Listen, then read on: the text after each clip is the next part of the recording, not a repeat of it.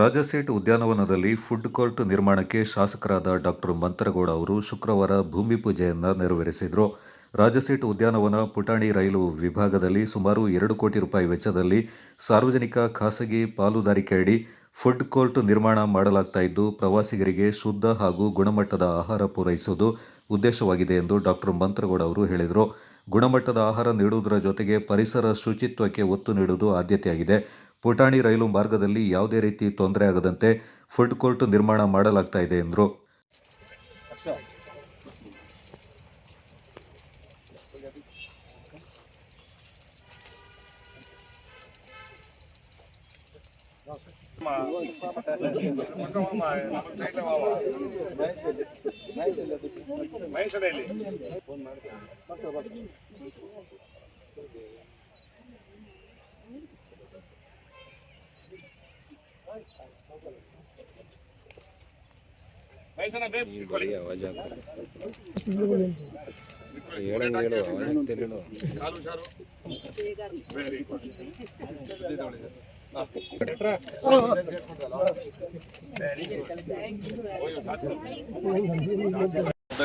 Raja Seat main road ಅವತ್ತು ನಮ್ಮ ನಗರಸಭೆ ಫಂಡಿಂದ 1 ಕೋಟಿ ಏನೋ ಟ್ರಾನ್ಸ್ಫರ್ ಆಗಿದೆ. ಅದು 1.5 ಕೋಟಿ ಆಗಿದೆ.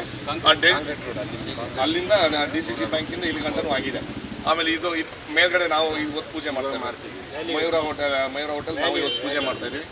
ಅದಕ್ಕೆ ಡೆಲ್ಟದು ಏನಾಯಿತು, ಇಲ್ಲಿಗೆ ಡೆಲ್ಟ್ ಇದೆಯಲ್ಲ, 2 ಸೈಡ್ ಇಂಟರ್ಲಾಕ್ ಪ್ಲಸ್ ಈಗ 2 ಸೈಡು ಇಂಟರ್ಲಾಕ್ ಅಂದರೆ ಫುಟ್ಪಾತ್ ಇದೆ. ಸವಿತಾ ಮೇಡಮ್, ನಿಮ್ಮ ವಾರ್ಡ್ಗೆ ಖುಷಿ ಪಡಬೇಕು. 2 side footpath plus light and CC road ಅಂದರೆ ನಿಮಗೆ ಒಂದು ಒಳ್ಳೆ ರೀತಿಯಲ್ಲಿ ಈ ITC ಕಂಪನಿಗೆ ಅನುಕೂಲ ಇಲ್ಲ, ನಮ್ಮವ್ರಿಗೆ ಅನುಕೂಲ ಮಾಡಬೇಕು. ಆಮೇಲೆ ನಮ್ದು ಇದೇನಾಯ್ತು, ಈಗ ಬಸ್ ಸ್ಟಾಪ್ ಒಂದಾಗಿದೆ, ಅದು ರಾಜಾಸೀಟ್ ಇದು ನಮ್ಮ ಗಾಂಧಿ ಮಂಟಪದ ಸ್ಟೇಜ್ ಆಗಿದೆಯಾ, ಅದು ಯಾವಾಗ ಸ್ಟಾರ್ಟ್ ಮಾಡ್ತೀವಿ. ಅದಕ್ಕೆ ನಾವು ಪೂಜೆ ಸರ್ ಅದಕ್ಕಾಗಲೇ ಒಂದ್ಸಲಿ ಪೂಜೆ ಮಾಡ್ಬಿಡ್ತೀವಿ. ಅದಕ್ಕೆ ನಾವು ಪೂಜೆ ಮಾಡೋಕ್ಕೆ ಬರೋಲ್ಲ. ಈಗ ದಯವಿಟ್ಟು ನಾವು ಇನ್ನೊಂದ್ಸಲಿ ಪೂಜೆ ಮಾಡಿದ್ರೆ ನಮಗೆ ಜನ ಬೈತಾರೆ ಅಂತ ಸ್ಟಾರ್ಟ್ ಮಾಡಿ ಡಿಸೈನ್ ನಮ್ಮ ಸದಸ್ಯರುಗಳು ತೋರಿಸ್ಬಿಟ್ಟು ಸವಿತಾ ಮೇಡಮ್ ಆ ಡಿಸೈನ ಚೆಕ್ ಮಾಡಿಬಿಟ್ಟು ಅದನ್ನ ಸ್ಟಾರ್ಟ್ ಮಾಡಿ ಈ ಭಾಗದಲ್ಲೇ ನೀವು ಹೇಳ್ದಂಗೆ ಇದು 2 ಕೋಟಿ ರೂಪಾಯಿ, ಇದು 1.5 ಕೋಟಿ ರೂಪಾಯಿ. ಡೆಲ್ಟ್ ಎಷ್ಟಿಲ್ಲಿ 140 ಪ್ಲಸ್ ಅಲ್ಲೊಂದು 2 ಅಲ್ಲೊಂದು ಟೋಟಲ್ ಒಂದು 6 ಕೋಟಿ ನಿಮ್ಮ ವಾರ್ಡಿಗೆ ಆಗುತ್ತೆ. ಸವಿತಾ ಮೇಡಮ್ ಖುಷಿ ಪಡಿ ಅಂತ ಹೇಳ್ತಾ ಇಲ್ಲಿ ಸೇರಿದಂಥ ಎಲ್ಲ ಮಡಿಕೇರಿ ನಾಗರಿಕರಿಗೆ ಈ ಸ್ವಚ್ಛತೆ ಕಾಪಾಡಂಗೆ ರಾಜಾಸೀಟು ಇತಿಹಾಸದಂಥ ಜಾಗ, ಒಳ್ಳೆ ರೀತಿಲಿ ಅದನ್ನ ಉಪಯೋಗಿಸ್ಕೋಬೇಕು, ದುರ್ಬಳಕೆ ಮಾಡ್ಕೋಬಾರ್ದು. ಬರೋಂಥ ನಾಗರಿಕರಿಗೆ ಸ್ವಚ್ಛತೆ ಕಾಪಾಡೋಕ್ಕೆ ಹೆಚ್ಚಿನ ಸಂಖ್ಯೆಯಲ್ಲಿ ನಾವು ಒತ್ತಡ ಕೊಡ್ತಾ ಈ ಕಾರ್ಯಕ್ರಮ ಯಶಸ್ವಿಯಾಗಿ ನಡೀಲಿ ಅಂತ ಹೇಳ್ತಾ ನಮ್ಮ ಹಾರ್ಟಿಕಲ್ಚರ್ ಡಿಪಾರ್ಟ್ಮೆಂಟು ಅವ್ರ ಹೆಡ್ಡು ನಮ್ಮ DC ಅವರೇ, ಫಾರ್ ಆಲ್ ಫೈನಾನ್ಷಿಯಲ್ ಟ್ರಾನ್ಸಾಕ್ಷನ್ ನೀವೇ ಹೆಡ್ಡು, ನಮ್ಮ DD ಅವರಿಬ್ಬರು ಸೇರಿಕೊಂಡು ಇದನ್ನ ಕಾಮಗಾರಿ ಬೇಗ ಸ್ಟಾರ್ಟ್ ಮಾಡಿ ಅಂತ ಹೇಳ್ತಾ ನನ್ನ ಕಾರ್ಯಕ್ರಮಕ್ಕೆ ಕರೆಸಿ ಮಾತಾಡೋಕ್ಕೆ ಅವಕಾಶ ಮಾಡಿದ್ದೆ. ಅದಕ್ಕಿಂತ ಹೈಟೆಕ್ ಆಗಿ ಒಂದು ಕ್ಯಾಂಟೀನ್ ಥರ ಮಾಡಿ ಒಳಗಡೆನೆ, ಯಾಕಂದರೆ ಅದು ರೋಡ್ ಸೈಡಲ್ಲಿ ಇಟ್ಕೊಳ್ಳೋಕ್ಕೂ ಒಂದು ರೀತಿ ನೋಡೋಕ್ಕೂ ಬೇಜಾರಾಗುತ್ತೆ. ಪ್ಲಸ್ ಏನು ಗೊತ್ತಾ, ಸ್ವಚ್ಛತೆ ಕಾಪಾಡಲಿಕ್ಕೆ ತುಂಬ ಕಷ್ಟ ಆಗುತ್ತೆ. ಆ ಕಾರ್ಯಕ್ರಮದಲ್ಲಿ ಏನು ಸರ್ಕಾರ ವತಿಯಿಂದ 200 ಲಕ್ಷ ರೂಪಾಯಿ ಅಂದರೆ 2 ಕೋಟಿ ವೆಚ್ಚದಲ್ಲಿ PPP ಮಾಡಲು ಪಬ್ಲಿಕ್ ಪ್ರೈವೇಟ್ ಪಾರ್ಟ್ನರ್ಶಿಪ್ ವತಿಯಿಂದ ನಮ್ಮ ರಾಜಾಸೀಟ್ ವ್ಯಾಪ್ತಿಗಳಿಗೆ ಸುಮಾರು G+1 ಒಂದು ಏನು ಕ್ಯಾಂಟೀನ್ ಅಂದರೆ ಫುಡ್ ಕೋರ್ಟ್ ಅಂತ ವ್ಯಾಪ್ತಿಯಲ್ಲಿ, ಅದರಲ್ಲಿ ಮಲ್ಟಿಪಲ್ ಕೌಂಟರ್ಸ್ ಬರ್ತದೆ, ಬೇರೆ ಬೇರೆ ರೀತಿಯಲ್ಲಿ ಕ್ಯೂಸಿನೂ ಬರ್ತದೆ. ಮಾತ್ರ ಈ ಕಾರ್ಯಕ್ರಮದಲ್ಲಿ ನಮ್ಮ ಎಲ್ಲ ಸ್ನೇಹಿತರುಗಳಿಗೆ ನಾವೇನು ಅಂತಂದರೆ, ನಾವು ಕ್ಯಾಂಟೀನಲ್ಲಿ ಇಲ್ಲಾಂದರೆ ಫುಡ್ ಕೋರ್ಟಲ್ಲಿ ನಾವು ತಿನ್ನಬೇಕಾದಾಗ ಕ್ವಾಲಿಟಿ ಫುಡು ಬೇಕು, ನೋಡೋಕ್ಕೂ ಚೆನ್ನಾಗಿರ್ಬೇಕು, ಸ್ವಚ್ಛತಾಗಿರಬೇಕು. ಆ ವಿಚಾರದಲ್ಲಿ ಹೊರಗಡೆಗೆ ಎಷ್ಟೋ ಗೊಂದಲ ಬಂದಿತ್ತು. ಎಲ್ಲ ಅಂಗಡಿಗಳು ಒಳಗಡೆನೇ ಹಾಕಿ ಗೇಟ್ ಹತ್ರನೇ ಬಂದು ಒಂದು ರೀತಿಲಿ ಬ್ಲಾಕ್ ಮಾಡೋಕ್ಕೆ ಒಂದು ರೀತಿಲಿ ನಿರಂತರವಾಗಿ ನಡೀತಿತ್ತು. ಅದು ಆ ಥರ ಲಕ್ಷಣ ಇರಲಿಲ್ಲ. ಯಾರಾದ್ರೂ ಬೇರೆಯವ್ರು ಬಂದಿದ್ರೆ ಚೆನ್ನಾಗಿ ಕಾಣಿಸೋದಿಲ್ಲಪ್ಪ, ನಾವು ತಿನ್ನೋದಿಲ್ಲ, ಬೇರೆ ಕಡೆ ಹೋಗ್ತೀವಿ. ಮಾತ್ರ ನನಗೆ ಗೊತ್ತಿರೋಂಗೆ ಫುಟ್ಫಾಲ್ ತುಂಬ ಜಾಸ್ತಿ ಇದೆ ನಮ್ಮ ರಾಜಾಸೀಟ್ ಒಳಗೆ. ಆ ರಾಜಾಸೀಟ್ ಒಳಗೆ ಫುಟ್ಫಾಲ್ ಜಾಸ್ತಿ ಇರೋದ್ರಿಂದ ಇಲ್ಲಿ ಅದ್ಭುತವಾಗಿ ಕ್ಲೀನಾಗಿ ನಾವು ಊಟ ಕೊಡಬೇಕು ಅಂತ ನಮ್ಮದು ಜವಾಬ್ದಾರಿ.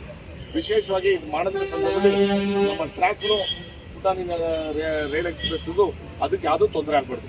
ಏನು ಇದು ಒಳಗಡೆ ಏನು ಈ ಸೆಂಟರ್ ಪೀಸಲ್ಲಿ ಏನು ಮಾಡಬೇಕಂತ ಸಂದರ್ಭದಲ್ಲಿ, ಯಾಕಂದರೆ ರೈಲ್ವೆ ಟ್ರ್ಯಾಕ್ನು ರಿವೈವ್ ಮಾಡಬೇಕು ಅಂತ ಜಿಲ್ಲಾಧಿಕಾರಿಗಳು ಪ್ಲಸ್ ನಮ್ಮ DD ಅವರಿಗೆ ನಮ್ಮ ಸೂಚನೆ ಪಟ್ಟಿದ್ವಿ. ಆದಷ್ಟು ಬೇಗ ಈ ಕಾಮಗಾರಿನ ಪ್ರಾರಂಭ ಮಾಡಿ, ಅದ್ರ ಜೊತೆ ಸೈಡ್ ಬೈ ಸೈಡು ಪುಟಾಣಿ ಎಕ್ಸ್ಪ್ರೆಸ್ಗಳು ಆ ಕಾಮಗಾರಿನ ಸ್ಟಾರ್ಟ್ ಮಾಡಬೇಕು. ಆಗಲೇ ಸೌತ್ ವೆಸ್ಟ್ ರೈಲ್ವೇಸು ಒಂದು ರಿಪೋರ್ಟ್ ಕೊಟ್ಟಿದ್ದಾರೆ. ಅದ್ರ ತಕ್ಕಂಗೆ 1.5 ಕೋಟಿ 2 ಕೋಟಿ ಇರೋ ಪ್ರಾಜೆಕ್ಟ್ ಇದೆ.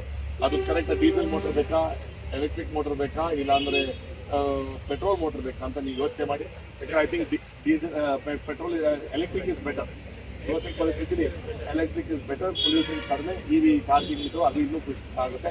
ಆ ವಿಚಾರದಲ್ಲಿ ಒಂದು ಹಸಿರು ಪರಾಗಿ ಅಂದರೆ ಗೋ ಗ್ರೀನ್ ಅಂತ ಒಂದು ರೀತಿಯಲ್ಲಿ ಒಂದು ಪ್ರಾಜೆಕ್ಟ್ ಮಾಡೋಕ್ಕೆ ನಮ್ಗೆ ಅನುಕೂಲ ಆಗುತ್ತೆ.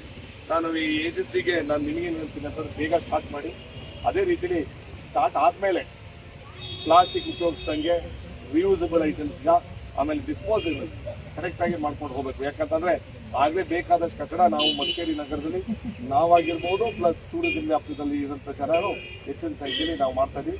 ಅದನ್ನು ಆದಷ್ಟು ಕಡಿಮೆ ಮಾಡಬೇಕು ಅಂತ ಅದಕ್ಕೆ ಆದಷ್ಟು ರಿಯೂಸಬಲ್ ಮೆಟೀರಿಯಲ್ಸ್ನ ಈ ಫುಡ್ ಕೋರ್ಟಲ್ಲಿ ಉಪಯೋಗ ಮಾಡ್ಕೋಬೇಕು ಅಂತ ಹೇಳ್ತಾ ಈ ಕಾರ್ಯಕ್ರಮಗಳಲ್ಲಿ ಜಿಲ್ಲಾಧಿಕಾರಿ ಎಸ್.ಜೆ. ಸೋಮಶೇಖರ್ ಅವರು ಮಾತನಾಡಿ, ರಾಜಸೀಟ್ ಉದ್ಯಾನವನಕ್ಕೆ ಪ್ರತಿ ವರ್ಷದ 65 ಲಕ್ಷಕ್ಕೂ ಹೆಚ್ಚು ಪ್ರವಾಸಿಗರು ಭೇಟಿ ನೀಡ್ತಾ ಇದ್ದು, ರಾಜಸೀಟ್ ಅಭಿವೃದ್ಧಿಪಡಿಸುವುದು ಅತ್ಯಗತ್ಯವಾಗಿದೆ ಎಂದರು. ಪುಟಾಣಿ ರೈಲು ಜಾಗಕ್ಕೆ ಯಾವುದೇ ರೀತಿಯಲ್ಲಿ ಧಕ್ಕೆ ಆಗದಂತೆ ಫುಡ್ ಕೋರ್ಟ್ ನಿರ್ಮಾಣ ಮಾಡಬೇಕು, ಪರಿಸರ ಶುಚಿತ್ವಕ್ಕೆ ಆದ್ಯತೆ ನೀಡಬೇಕೆಂದು ಜಿಲ್ಲಾಧಿಕಾರಿಗಳು ಹೇಳಿದರು. ಶಾಸಕರ ಯೋಜನೆ ಬಗ್ಗೆ ಈಗಾಗಲೇ ಹೇಳಿದ್ದಾರೆ. ಒಂದು ಏನಂದರೆ ಮಡಿಕೇರಿ ಜಿಲ್ಲೆಗೆ ಒಟ್ಟು 45 ಲಕ್ಷ ಪ್ರವಾಸಿಗರು ಪ್ರತಿ ವರ್ಷ ಬರ್ತಾರೆ ಸರ್.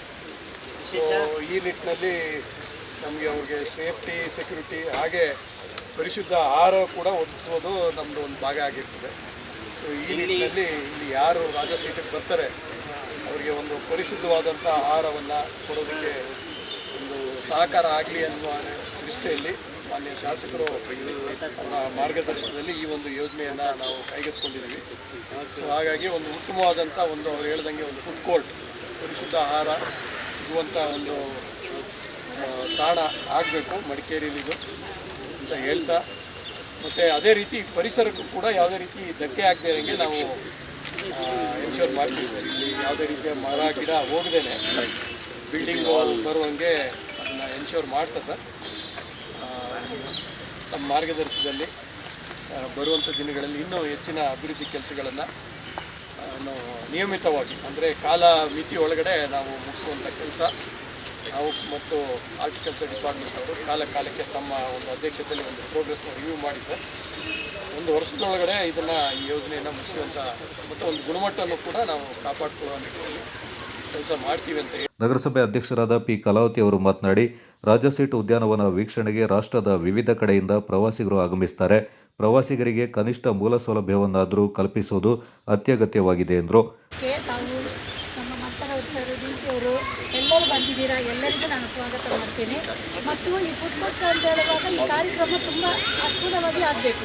ಯಾಕಂದರೆ ನಾವು ಬ್ಯಾಂಗ್ಳೂರಿಗೆ ಮೈಸೂರಿಗೆ ಹೋಗಿ ಫುಡ್ ಕೋರ್ಟ್ ಊಟ ಮಾಡ್ತಿದ್ದೋ, ಈಗ ನಮ್ಮ ಮಡಿಕೇರಿಗೆ ಬರೋದು ತುಂಬ ಸಂತೋಷ. ನಮ್ಮ MLA ಅವ್ರಿಗೂ ನಾನು ಧನ್ಯವಾದಗಳನ್ನು ತಿಳಿಸ್ತೀನಿ. ನಗರಸಭೆ ಉಪಾಧ್ಯಕ್ಷ ಮಹೇಶ್ ಜೈನಿ, ನಗರಸಭೆ ಸದಸ್ಯರಾದ ಸಬಿತಾ, ಮಡಿಕೇರಿ ನಗರಾಭಿವೃದ್ಧಿ ಪ್ರಾಧಿಕಾರದ ಅಧ್ಯಕ್ಷರಾದ ರಾಜೇಶ್ ಯಲ್ಲಪ್ಪ, ನಗರಸಭೆ ಸ್ಥಾಯಿ ಸಮಿತಿ ಅಧ್ಯಕ್ಷರಾದ ಸತೀಶ್, ಅರುಣ್ ಶೆಟ್ಟಿ, ಶಾರದಾ ನಾಗರಾಜು, ನಗರಸಭಾ ಸದಸ್ಯರು, ತೋಟಗಾರಿಕೆ ಇಲಾಖೆ ಉಪನಿರ್ದೇಶಕರು, ನಗರಸಭೆ ಪೌರಾಯುಕ್ತರು, ತೆಂದಿರ ಮೈನಾ ಮತ್ತಿತರ ಪ್ರಮುಖರು ಈ ಸಂದರ್ಭ ಪಾಲ್ಗೊಂಡಿದ್ದರು. ಒಂದು ಕೆಲಸಕ್ಕೆ ಇವತ್ತು ಮಡಿಕೇರಿ ನಗರದಲ್ಲಿ ಆಗಬೇಕಾದಂಥ ಒಂದು ಕೆಲಸಕ್ಕೆ ಬಹುದಿನಗಳ ಮಡಿಕೇರಿ ಜನತೆ ಒಂದು ಬೇಡಿಕೆ ಕೂಡ ಅದಿತ್ತು. ರಾಜಸೀಟ್ ಮುಂಭಾಗದಲ್ಲಿರುವಂಥ ಅಂಗಡಿಗಳು ಅದರಿಂದಾಗಿ ನಮ್ಮ ಪಾರ್ಕಿಂಗ್ ವ್ಯವಸ್ಥೆಗೆ ತೊಂದರೆ ಆಗ್ತಿದೆ. ಅವರಿಗೆ ರಾಜಸೀಟ್ನ ಒಳಭಾಗದಲ್ಲಿ ಅವ್ರಿಗೊಂದು ವ್ಯವಸ್ಥೆ ಮಾಡಿಕೊಡ್ಬೇಕು ಅಂತ ಹೇಳೋ ಒಂದು ಬಹುದಿನಗಳ ಬೇಡಿಕೆ ಇವತ್ತು ಈಡೇರ್ತಿದೆ. ಅಲ್ಲಿ ಪಾರ್ಕಿಂಗ್ಗೆ 2 ವೀಲರ್ ಪಾರ್ಕಿಂಗ್ ಕೂಡ ಜಾಗ ಆಗುವಂಥ ಒಂದು ಪರಿಸ್ಥಿತಿ ನಿರ್ಮಾಣ ಆಗ್ತದೆ. ಶಾಸಕರ ಈ ಕೆಲಸಕ್ಕೆ ನಮ್ಮ ನಗರಸಭೆ ಸಂಪೂರ್ಣವಾದಂಥ ಒಂದು ಬೆಂಬಲವನ್ನು ಕೊಡ್ತದೆ. ಮಡಿಕೇರಿಯ ನಗರದ ಹಿತದೃಷ್ಟಿಯಿಂದ ಸರ್ಕಾರ ಹಾಗೂ ನಮ್ಮ ಶಾಸಕರು ಮಾಡುವಂಥ ಕೆಲಸಕ್ಕೆ ಮಡಿಕೇರಿ ನಗರಸಭೆ ಯಾವಾಗಲೂ ಅವರಿಗೆ ಬೆಂಬಲವಾಗಿ ನಿಲ್ತದೆ ಅಂತ ಹೇಳ್ತಾ, ಮುಂದೆ ನಮ್ಮ ಇಲ್ಲಿ ಈ ಹಿಂದೆ ಇತ್ತು ಟಾಯ್ ಟ್ರೈನ್ ಅಂತೇಳಿ ನಮ್ಮ ಮಡಿಕೇರಿ ಜನತೆ, ಮಕ್ಕಳು ಮತ್ತು ಪ್ರವಾಸಿಗರು ಅದನ್ನ ಭಾಳಷ್ಟು ಎಂಜಾಯ್ ಮಾಡ್ತಿದ್ರು. ಮತ್ತೆ ಅದನ್ನ ತರಬೇಕು ಅಂತ ಹೇಳೋ ಒಂದು ಶಾಸಕರ ಪ್ರಯತ್ನಕ್ಕೆ ಕೂಡ ನಮ್ಮ ಸಂಪೂರ್ಣ ಬೆಂಬಲ ಇದೆ. ಆದಷ್ಟು ಬೇಗ ಆ ಕೆಲಸ ಕೂಡ ಆಗಲಿ. ಅದರ ಜೊತೆಗೆ ಮುಂದಿನ ದಸರಾದೊಳಗೆ ಆಗೋದು ಡೌಟೇ, ಆದರೂ ಕೂಡ ಆ ಒಂದು ಕೆಲಸ ಕೂಡ ಆಗಬೇಕು ಅಂತ ಹೇಳ್ತಾ ನಮ್ಮ ಈ ಎಲ್ಲ ಒಂದು ಕಾರ್ಯಕ್ರಮಗಳಿಗೆ ಶಾಸಕರಿಗೆ ಬೆಂಬಲ ಕೊಡ್ತಿದ್ದಾರೆ. ಅವರಿಗೆ ಮಡಿಕೇರಿ ನಗರಸಭೆಯ ಪರವಾಗಿ ಕೃತಜ್ಞತೆಯನ್ನು ಸಲ್ಲಿಸ್ತಾ, ಮುಂದೆ ಕೂಡ ಮಡಿಕೇರಿ ನಗರದ ಹಿತದೃಷ್ಟಿಯಿಂದ ಇನ್ನಷ್ಟು ಹಲವಷ್ಟು ಯೋಜನೆಗಳನ್ನ ಅವರು ಹಾಕ್ಕೊಂಡು ಕಾರ್ಯಕ್ಕೆ ತರಲಿ. ಮುಂದಿನ 2 ವರ್ಷಗಳು ಕೂಡ ಅಭಿವೃದ್ಧಿಯ ಪಥದಲ್ಲಿ ಅವರ ಹೆಜ್ಜೆ ಇರಲಿ ಅಂತ ಹೇಳಿ ನನ್ನ ಮಾತಿಗೆ ವಿರಾಮ. ಮಾಡ್ತೀವಿ. ಇದು ತುಂಬ ಖುಷಿ ಆಯಿತು. ಯಾಕೆಂತ ಹೇಳಿದರೆ ಎಸ್ಪೆಷಲಿ ನಾನು ವಾರ್ಡ್ ಕೌನ್ಸಿಲರ್ ಇಲ್ಲಿದ್ದು, ಅದಕ್ಕೆ ಇನ್ನೂ ಸಹ ಎಲ್ಲರಿಗಿಂತ ಜಾಸ್ತಿಯಾಗಿ ಖುಷಿ ಪಡ್ತಾ ಇದ್ದೀನಿ ಕೆಲಸದ ಬಗ್ಗೆ. ಸರ್ ನೀವು ಹೇಳಿದಂಗೆ ನನಗೂ ಕೂಡ ನಾನು ನಿನ್ನೆಯಿಂದ ಇವ್ರು ನನಗೆ ಇನ್ವೈಟ್ ಮಾಡಿದಾಗನೇ ಕೇಳ್ತಾ ಇದ್ದೀನಿ, ರಾಜಾ ಸೀಟ್ ಒಳಗೆ ಕೂಡ ಸ್ವಲ್ಪ ಇಂಪ್ರೂವ್ಮೆಂಟು ಬೇಕು ಅಂತ ಹೇಳ್ಕೊಂಡು. ಯಾಕೆ ನಾವು ಎಲ್ಲಿ ಹೊರಗೆ ಹೋಗಿ ನೋಡಿದಾಗ ಸಹ ಎಲ್ಲ ಪಾರ್ಕ್ ಆಗಿದೆ, ಬಟ್ ನಮ್ಮದು ನಾನು ಎವ್ರಿ ಡೇ ನಾನು ವಾಕಿಂಗ್ ಬರ್ತೀನಿ ಸರ್. ಫ್ಲವರ್ಸ್ಗಳು ತುಂಬ ಕಡಿಮೆ ಇದೆ. ಮಳೆಗಾಲ ಬಿಟ್ಟರೂ ಸಹ ನಮಗೆ ಇನ್ನೊಂದು 6 to 8 months ನಮಗೆ ಸಿಗುತ್ತೆ. ನಮ್ಮ ಮನೆಗಳಲ್ಲಿ ಗಾರ್ಡನ್ಗಳಲ್ಲಿ ಇರುವ ಫ್ಲವರ್ಸ್ ರಾಜಾ ಸೀಟಲ್ಲಿ ಇಲ್ಲ. ಸೊ ಅದು ಕೂಡ ತುಂಬ ಇಂಪ್ರೂವ್ಮೆಂಟ್ ಆದರೆ ಇದೆಲ್ಲನೂ ಸೇರಿದಾಗ ತುಂಬ ಚೆನ್ನಾಗಿರುತ್ತೆ. Once again thank you so much sir. Thanks so much. Okay.